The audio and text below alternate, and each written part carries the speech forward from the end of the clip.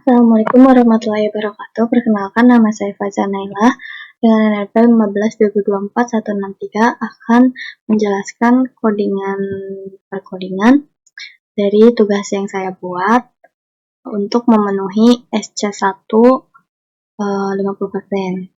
Di sini saya mengimpor dulu library Pandasnya. Nah, di sini tuh apa sih fungsi Pandas?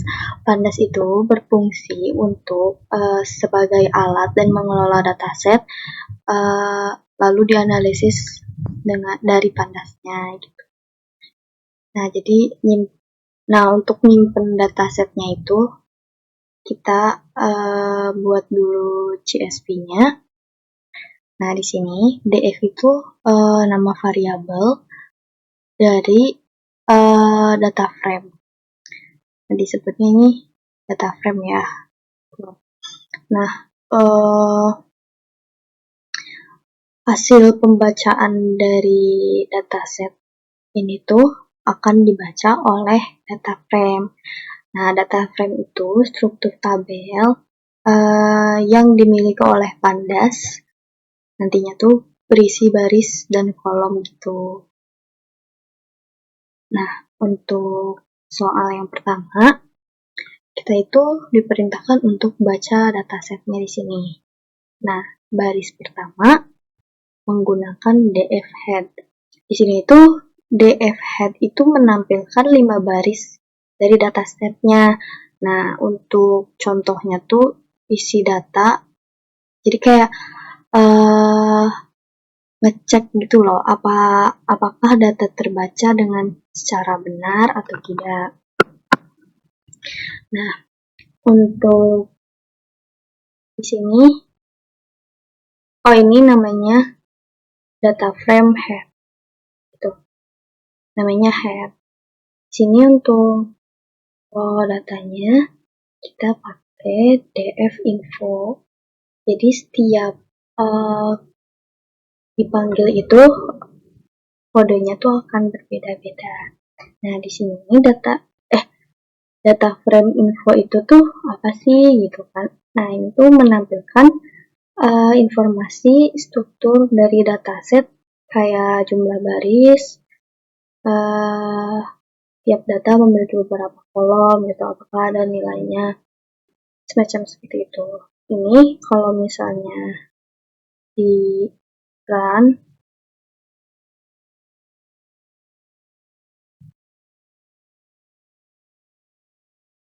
nah ini tuh kayak gini kalau misalnya di run. Nah, ini kan manggil nih yang dari print sini, baris 5 baris pertama, terus ini buat nomornya, ini buat ID-nya gitu, terus ada tahun juga. Nah, di sini ada info data. Nah, ada kolomnya juga karena di sini ID-nya diketahui berapa, terus nama, kode, kayak gitu.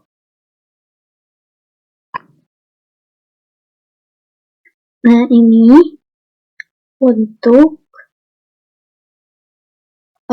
output dari kodingan yang soal nomor 2.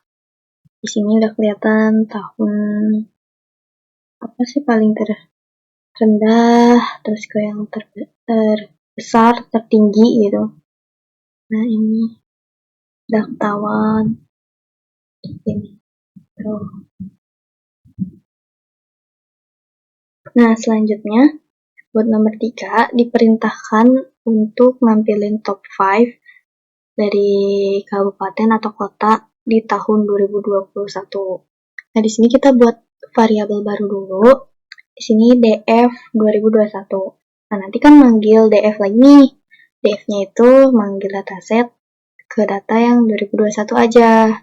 Karena kan yang dimintanya cuma 2021 aja. Di sini bikin variabel baru, top 5 2021. Ini tuh kan ini udah ada hasilnya nih. Nah, dimasukin ke top 5 ini. Enlargers itu tuh kayak buat mengambil 5 baris dengan nilai terbesar pada kolom di jumlah sampah. Nah, nanti kan dipanggil lagi tuh dipanggil juga nama kabupatennya, nama kotanya, terus jumlah sampahnya berapa, terus di tahunnya tahun berapa gitu. Biar detail. Nah, untuk itu, untuk outputnya nanti, ini tuh kan print. Nanti tuh di print tuh sama, pokoknya di print. Nah, hasilnya tuh dari si top 5 2021 ini. Kita coba buat run.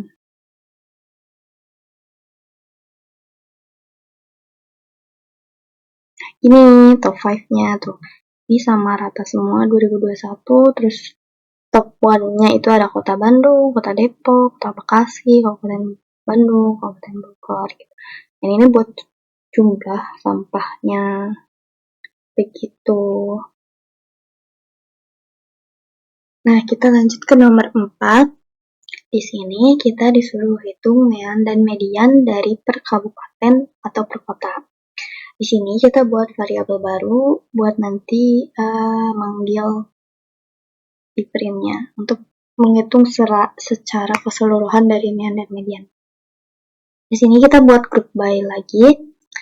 Buat menghitungnya, kita manggil dari nama kabupaten kota, terus sama jumlah sampahnya. Di sini AGG itu tuh kayak buat menghitung statistiknya. Emang kodenya itu menghitung statistik mean dan median. Nah, di sini tuh kan mean buat menghitung rata-rata. Dan kalau median itu tuh buat nilai tengahnya itu berapa gitu. Nah, di sini reset index itu tuh mengubah hasil dari group by ini menjadi hasil data frame yang biasa gitu. Jadi kayak di reset sama indeks. Gimana ya? Pokoknya kayak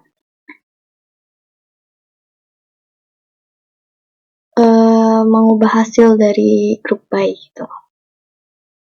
Nah, buat short values di sini mean doang kan. Nah,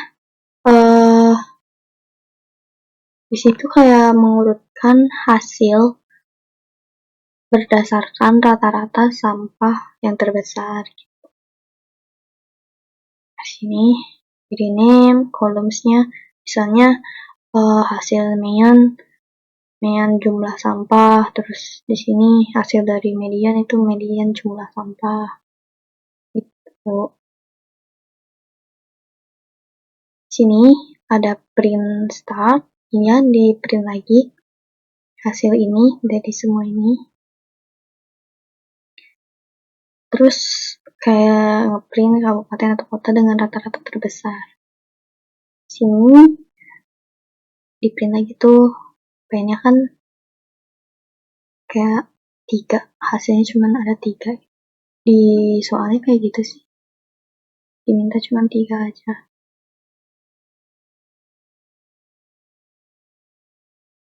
Nah, 3 kabupaten atau kota dengan rata-rata terbesar. Nama kabupatennya apa? Ini Kabupaten Purwakarta, Bandung, sama Bekasi. Meannya berapa? Terus mediannya juga berapa? Hitungin hasilnya. Itu kalau untuk nomor 4. Nah, di sini buat soal nomor 5, di perintahnya itu kayak perubahan gitu loh. Dari 2015 sampai 2023. Di sini kita memfilter dulu data dari tahun 2015. Terus kita jumlahkan semuanya. Ya, pokoknya dijumlahin semuanya. Sama kayak yang 2023 juga, difilter dulu terus dijumlahin. Nah, di sini dihitung selisihnya. Misalnya total 2023 nanti dikurangin total 2015. Nah, buat presentasenya itu nanti hasil selisih dibagi total dari total 2015. Nanti di print hasilnya. berapa presentasenya, terus selisihnya, totalnya, kayak gitu loh. Nah, presentase ini tuh buat menghitung kenaikan atau penurunannya. Kita coba buat run. Nah, ini buat hasil dari presentase dan total hasil selisih presentase. Tuh. Nah, buat selanjutnya kita lanjut ke nomor 6. Di sini kita disuruh memfilter tahun 2021 lagi. Memfilter tahun 2021-nya aja. Di sini tuh kita copy lagi nih DF 2021 dari tahunnya, dari dataset. Terus ini variabel baru, total Jabar 2021, manggil lagi dataset di kolom jumlah sampah, terus dijumlahin. Jumlahnya ada berapa? Nah, terus di sini DF 2021 tuh manggil presentase kontribusinya. Nah, di sini dipanggil, terus DF 2021 manggil lagi jumlah sampah. Pokoknya ini tuh rumus dari presentase. Nah, di sini top 10-nya kita kayak ya hasil dari presentasenya berapa, nanti ditampilin 10 kolom doang dari dataset. Jadi print deh nama-nama kabupaten dan kota, terus jumlah sampahnya, terus presentase kontribusinya ada berapa. Nah, kayak gini nampilin outputnya. Kota Bandung, Kota Depok, Kota Bekasi, Kabupaten Bandung, kayak gitu. Ada di sini juga sama tuh sesuai instruksinya, jumlah sampahnya berapa, presentase kontribusinya berapa, gitu. Nah, untuk selanjutnya kita diperintahkan buat apa sih, kayak pengen kota Bandung gitu yang diketahui teh berapa jumlah per tahunnya. Terus pokoknya ini deh, kita buat variabel dulu. Di sini variabelnya BDG itu Bandung ya. Itu dari data frame ambilnya. Di sini kita taruh data frame itu sebagai dataset yang udah kita buat, yang udah kita miliki. Nah, di sini kita masukin nama kota Bandung. Nah, kan kita cuma pengen Bandung doang nih yang diketahui. Di sini kita kasih keterangan kota Bandung. Nah, begitu nanti kan bakal keluar tuh si kota Bandung tuh ada berapa tahun, ada misalnya 2015, 2018, bla bla bla bla gitu kan. Nah, terus di sini ketahuan nanti jumlah sampahnya ada berapa. Gitu. Nah, di sini udah ngeprint data kota Bandung dari tahun ke tahun gitu tah. Nah, untuk tahun tertingginya nanti dihitung lah gitu, sama si print ini tuh. Nah, ini dijumlahin dulu dari tahun yang paling tinggi berapa gitu. Pastinya Bandung jumlah sampahnya ada berapa. Coba runin dulu deh.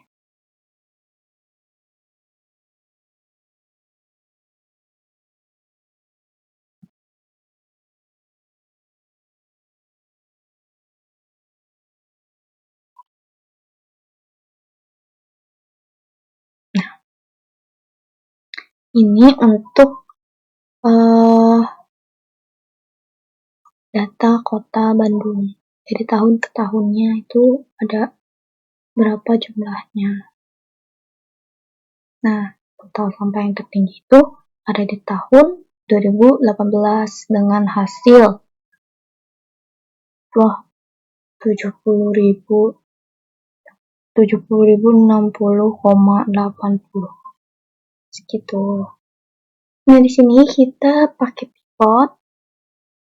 Pivot itu kayak pivot table itu kayak misalnya kayak mempercantik dan memperrapi aja sih gitu. Di sini kita indeksnya manggil nama kabupaten kota. Kalau misalnya manggil tahun, terus values-nya itu manggil jumlah sampah. Di sini emang tujuan pivot table itu mempercantik pola sampah per wilayahnya secara horizontal. Ya, jadi kayak memperapi aja gitu nantinya buat di program.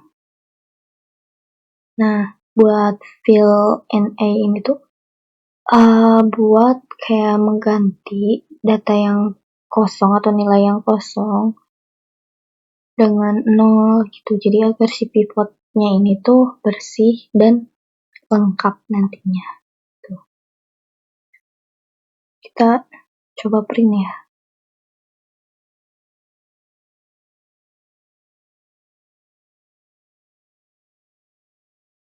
Nah, ini untuk outputnya pivot. Kan jadi kayak kelihatannya tuh kayak nggak seacak-acak gitu. Buat pivot table. Nah, untuk selanjutnya kita pakai Matplotlib. Ini tuh buat menggambar grafik dari dataset yang sudah kita buat gitu.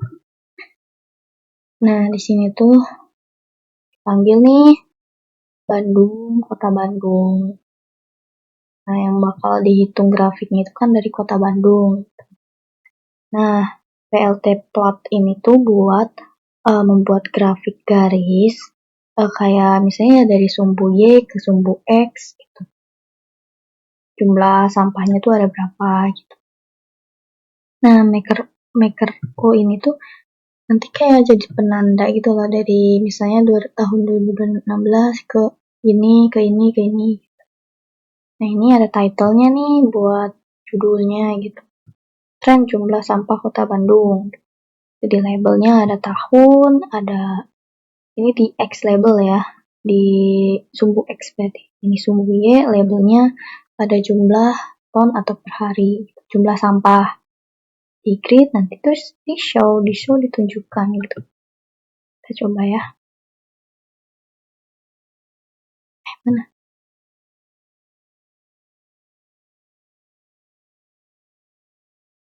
Nah, ini kayak gini munculnya. Ini kan buat title, terus ini buat apa sih tadi yang nah ini untuk marker O-nya. Dari sini di tahun 2016 ke tahun 2017 terus ke 2018 ya kan. Ini udah diketahui kalau misalnya dari grafik tuh tahun 2018 itu paling tinggi dan paling rendah itu ada di tahun 2022. Tuh grafiknya. Nah, untuk si grafiknya ini tuh trennya itu kan kayak di sini kan naik terus turun banget gitu. Di sini tuh ternyata fluktuatif gitu ya. Kadang naik, kadang turun gitu. Terus buat lonjakan signifikannya, ini ada lonjakan dari tahun ke tahunnya sih. Terus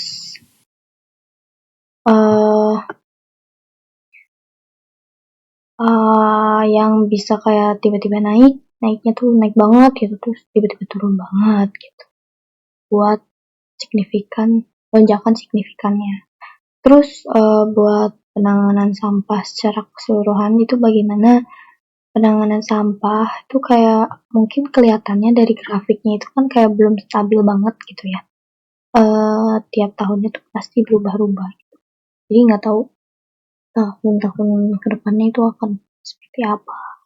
Tuh, kalau dilihat dari segi grafiknya. Mungkin segitu.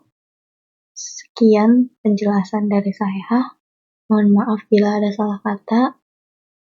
Mohon maaf bila ada kekurangan. Wassalamualaikum warahmatullahi wabarakatuh.